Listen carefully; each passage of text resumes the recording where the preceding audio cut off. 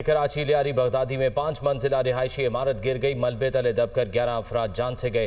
ख्वातीन समेत 12 अफराद जख्मी, अस्पताल मुंतकिल। इमदादी टीमों ने मजीद 2 लाशें मलबे तले से निकाल ली। मजीद 25 से 30 अफराद के मलबे तले फंसे होने का खदशा है। जी बिल्कुल, इमदादी टीमों और इलाका मकीनों की बड़ी तादाद मलबा हटाने में मसरूफ दिखाई दे रही है। इसी पर बात करने के लिए हमारे साथ मौजूद हैं अली हफीज़। अली, बताइएगा इस वक्त क्या सूरत हाल दिखाई दे रही है?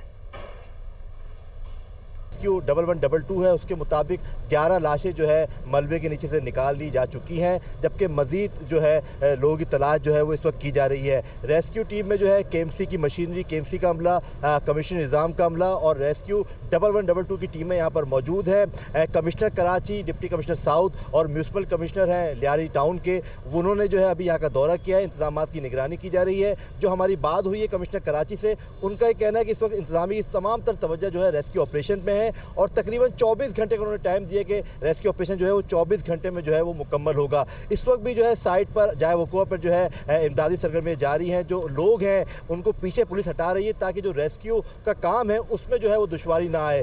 सुबह सवेरे ही अफसोसनाक वाक़या पेश आया था, जिसके बाद जो है रेस्क्यू टीमें यहाँ पहुँच गई थी। तकरीबन जो अगर हम बात कर लें कराची के लगे लियारी में, अभी भी जो SBC के रिकॉर्ड के मुताबिक 107 मजीद मखदूश इमारतें इस इलाके में हैं, जबकि 500 से ज़ायद मखदूश इमारतें पूरे कराची में। जो SBC और हुकूमत सिंध के लिए एक चैलेंज है, क्योंकि उनको खाली करवाना अब सबसे अहम जो है मिशन होना चाहिए मुतालिका हुकाम का।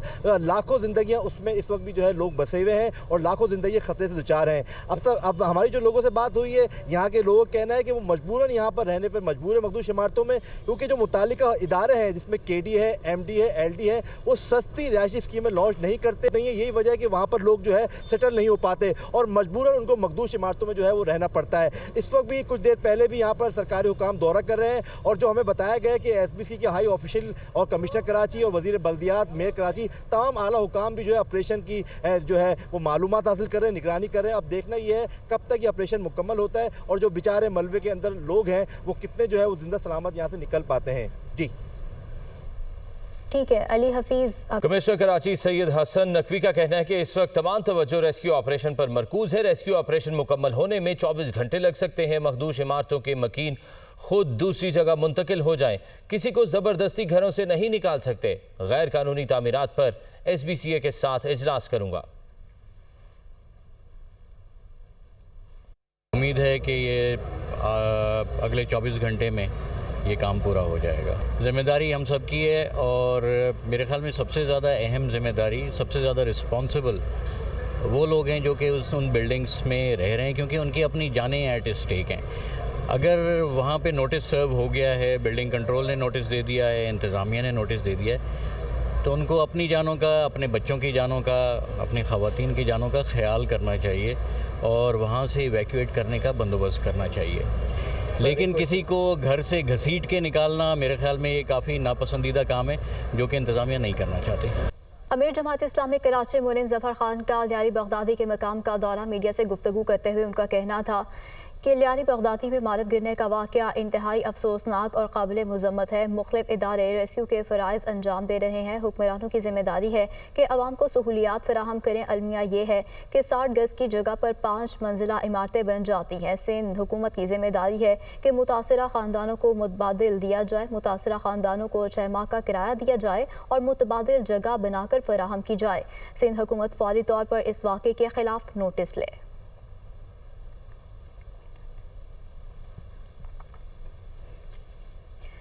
वज़ीर बल्दियात सिंध सईद गनी का कहना है कि इमारत का सर्वे 2022 में हुआ था। इमारत को इंतहाई ख़तरनाक करार दे दिया गया था। इतलात हैं कुछ लोग अभी भी मलबे के नीचे हैं। इमदादी काम बड़ी एहतियात से किया जा रहा है। कराची में मीडिया से गुफ्तगू के दौरान उन्होंने मजीद कहा कि शहर में गैर कानूनी कंस्ट्रक्शन का अजाब है। बिल्डिंग कंट्रोल कवानीन में तरमीम करने जा रहे हैं। तरमीम से लोगों के एतराज़ात भी सामने आए हैं। बिल्डिंग कंट्रोल कवानीन को सख्त बनाया जाएगा।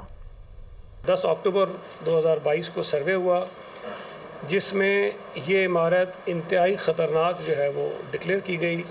इसमें अब तक की जो हमारे पास मालूमात हैं उसमें 7 अफराद जहाँ बहक हुए हैं और 9 अफराद जो हैं वो ज़ख्मी हैं जिनको हॉस्पिटल ले जाया गया। लेकिन अब भी ये इम्कान है कि शायद कुछ लोग जो मलबा वहाँ से हटाया जा रहा है اس کے نیچے ہوں گے. آپریشن وہاں ہو رہا ہے چونکہ وہ بہت ہی احتیاط کے ساتھ کیا جا رہا ہے، اس لیے کہ شہر کے اندر یہ جو انلیگل کنسٹرکشن کا ایک عذاب ہے اس کو روکنے کے لیے ہم تو کوشش کرتے ہیں. ہم اپنے جو بلڈنگ کنٹرول کے قوانین ہیں اس میں ترامیم کرنے جا رہے ہیں. اس میں بہت ساری ایسی چیزیں بھی ہوں گی جس پہ شدید لوگوں کے اعتراضات بھی آئیں گے، اس لیے کہ جو چیزیں اس میں کرنے جا رہے ہیں لوگ اس کی توقع نہیں کرتے. آگے بڑھتے ہوئے آپ کو بتائیں کیپٹن کرنل شیر خان شہید نشان حیدر کا 26واں یوم شہادت. Field marshal Syed Asim Munir chairman joint chief of staff committee services chief کا شہید کو زبردست خراج عقیدت. کیپٹن کرنل شیر خان نے 1999 میں کارگل جنگ کے دوران بے مثال جرأت کا مظاہرہ کیا. کیپٹن کرنل شیر خان کی قربانی مسلح افواج اور قوم کے لیے ایک عظیم مثال ہے. ہم اپنے اس عظیم ہیرو کو سلام پیش کرتے ہیں. مادر وطن کے دفاع کے عزم کو ایک بار پھر دہراتے ہیں. مسلح افواج کیپٹن کرنل شیر خان کے جذبہ وفا، جرأت اور وقار کے اقدار کو ہمیشہ برقرار رکھیں گی. ISPR.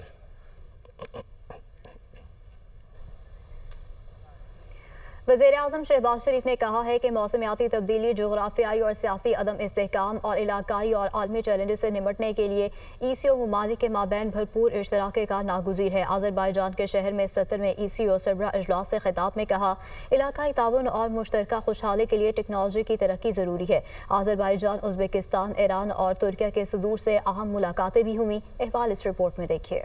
وزیراعظم شہباز شریف کا دورہ آذربائیجان، 70ویں ECO سربراہی اجلاس میں شرکت، آذربائیجان اور ازبکستان کے صدور سے ملاقاتیں، ترکیہ اور ایران کے صدور سے بھی ملے. کانفرنس سے اپنے خطاب میں وزیراعظم کا کہنا تھا عدم استحکام کی قوتیں اپنے جیو پولیٹیکل ایجنڈا کے تحت ہمارے خطے کو غیر مستحکم کر رہی ہیں. ایران اور دیگر ممالک پر اسرائیلی حملے اس خطرناک رجحان کی حالیہ عکاسی ہے. پاکستان کے خلاف بھارتی جارحیت علاقائی امن کو غیر مستحکم کرنے کے مترادف ہے. پاکستان کے ساتھ اظہار یکجہتی کرنے پر برادر ECO ممالک سے اظہار تشکر کرتا ہوں. انہوں نے شرکاء کو پاکستان کے دورے اور 2027 کے لاہور سمٹ میں شرکت کی دعوت بھی دی. آذربائیجان کے صدر الہام علیوف سے ملاقات میں تجارت اور سرمایہ کاری کے شعبوں میں تعاون بڑھانے پر اتفاق ہوا. وزیراعظم نے صدر الہام علیوف کو جلد پاکستان کا دورہ کرنے کی دعوت کا اعادہ کیا. ازبکستان کے صدر شوکت مرزا سے ملاقات میں دونوں رہنماؤں نے مختلف شعبوں میں تعاون بڑھانے پر اتفاق کیا. ایرانی صدر ڈاکٹر مسعود پزشکیان سے ملاقات میں دونوں رہنماؤں نے اسرائیل کی بلا جواز جارحیت کے تناظر میں تبادلہ خیال کیا. صدر پزشکیان نے حالیہ بحران میں پاکستان کی مضبوط سفارتی حمایت کو سراہا اور تنازع کو کم کرنے میں پاکستان کے اہم کردار پر شکریہ ادا کیا. وزیراعظم کی ترک صدر رجب طیب اردوان سے بھی ملاقات ہوئی. اس دوران دو طرفہ تعلقات اور اہم علاقائی پیش رفت پر تبادلہ خیال ہوا. دونوں رہنماؤں نے اعلیٰ سطح کے وفود کے تبادلے پر اتفاق کیا.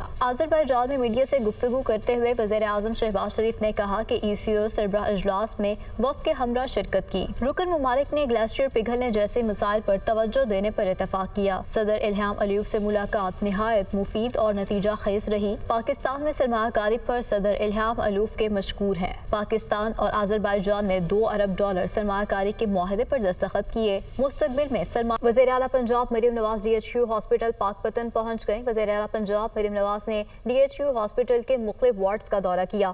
مریضوں اور اہل خانہ نے ہاسپٹل میں بدنظمی، غفلت اور دیگر شکایات کے انبار لگا دیے.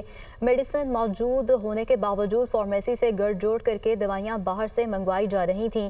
وزیر اعلیٰ پنجاب مریم نواز کا سخت ایکشن CEO ہیلتھ پاک پتن اور MS کے خلاف مجرمانہ غفلت پر مقدمہ درج، گرفتار کرنے کی ہدایت. ساہیوال سے نئے MS کو DHQ ہاسپٹل پاک پتن تعینات کر دیا گیا. پرائیویٹ لیب سے ملی بھگت کرنے پر 3 لیب ٹیکنیشین فارغ.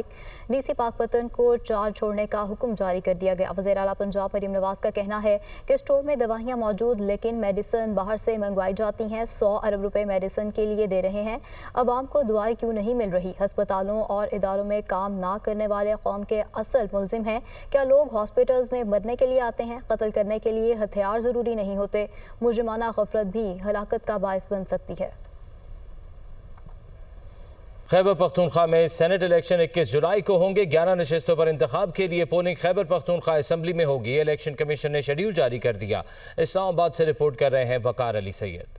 खैबर पख्तूनख्वा में ज़ेरे इल्तवा सेनेट इलेक्शन की तारीख आ गई। इलेक्शन कमीशन ने बाकायदा शेड्यूल जारी कर दिया। शेड्यूल के मुताबिक 21 जुलाई को सेनेट में खैबर पख्तूनख्वा की 7 जनरल, 2 खवातीन और 2 टेक्नोक्रेट नशिस्तों के लिए इंतखाब अमल में लाया जाएगा। सूबाई असम्बली के स्पीकर की जानिब से मखसूस नशिस्तों पर मुंतखब अरकान से हल्फ न लेने और इलेक्टोरल कॉलेज नामुकम्मल होने पर इलेक्शन कमीशन ने 2 अप्रैल 2024 को इन नशिस्तों पर इंतखाब मुलतवी किया था। मरहूम साजिद मीर की पंजाब से सेनेट से खाली करदा नशिस्त पर इलेक्शन का नोटिफिकेशन भी जारी किया गया है। पोलिंग 21 जुलाई को पंजाब असम्बली में होगी। सानिया निश्तर की खैबर पख्तूनख्वा से खाली करदा सेनेट नशिस्त पर इंतखाब के लिए भी शेड्यूल जारी कर दिया गया। कौमी असम्बली में खैबर पख्तूनख्वा से मुस्लिम लीग नून की खवातीन की मखसूस 2 खाली नशिस्तों पर भी इलेक्शन प्रोग्राम जारी किया गया है, जिसके तहत पब्लिक नोटिस 8 जुलाई को रिटर्निंग ऑफिसर जारी करेगा। कागजात नामजदगी 9 और 10 जुलाई को जमा करवाए जा सकेंगे। जांच पड़ताल 14 जुलाई और उम्मीदवारों की हतमी फहरिस्त 24 जुलाई को जारी की जाएगी। मुस्लिम लीग नून की तरजीही फहरिस्त खत्म हो चुकी है, लिहाजा इसे 10 जुलाई तक रिटर्निंग ऑफिसर के पास जमा करवानी होगी। वज़ीर आज़म के मुशीर राना सनाउल्लाह कहते हैं नवाज शरीफ का अडियाला या बनी गाला जाने का कोई इरादा नहीं। ऐसी बातें करने वाले किसी किस्म की कोई खिदमत नहीं कर रहे। Program tonight with Samar Abbas में गुफ्तगू करते हुए उन्होंने मजीद क्या कहा, आइए आपको सुनवाते हैं। बात दुरुस्त नहीं है कि मियाँ साहब ने कोई अडियाला या बनी गाला जाने का कोई फैसला किया है या इससे पहले कोई उन्होंने इस किस्म के इरादे का इजहार किया। तो इस किस्म की बात जो है ये करना मैं समझता हूँ कि ये मुनासिब नहीं है। जो भी लोग ये कर रहे हैं, देखें जी, ये फिलहाल तो जो अली अमीन गंडापुर साहब के खिलाफ जो अदम एतमाद की तहरीक की बात हुई है ना, ये तो उनकी सपोर्ट हुई है, क्योंकि उनकी पार्टी में उनके खिलाफ बात चल रही थी कि इनको हटाना है, और इस शोर में जो है ना वो बात दब गई है। तो ये तो मेरा ख्याल है कि ये अली अमीन गंडापुर साहब ने मिलकर ये ड्रामा किया है। कोई ऐसी बात वफाक लेवल के ऊपर अदम एतमाद की जो है इसके ऊपर कोई बात ही नहीं हुई। गवर्नर साहब जिस दिन मिले हैं मैं वहाँ पे मौजूद था, एमन वली साहब मिले वहाँ पे मौजूद था, अदम एतमाद की कोई बात ही नहीं हुई वहाँ। अच्छा, लफ्ज़ नहीं किसी ने कहा। रहनुमा तहरीक इंसाफ रऊफ हसन ने दावा किया है कि मौलाना फजल रहमान ने कहा है कि केपी में तहरीक अदम एतमाद का सोच भी नहीं रहे। Program tonight with Samar Abbas में गुफ्तगू करते हुए रऊफ हसन का कहना था कि हुकूमत के इरादे नेक नहीं लगते। इस वक्त जिसने भी तहरीक इंसाफ छोड़ी उसका सियासी जनाजा निकल जाएगा। रऊफ हसन का मजीद कहना था कि अब तो ख्वाजा आसिफ भी मान गए हैं कि हाइब्रिड मॉडल चल रहा है। मान साहब ने कोई यकीन दहानी करवाई है तहरीक इंसाफ को कि अगर अदम एतमाद आती है तो वो इसका हिस्सा नहीं बनेंगे?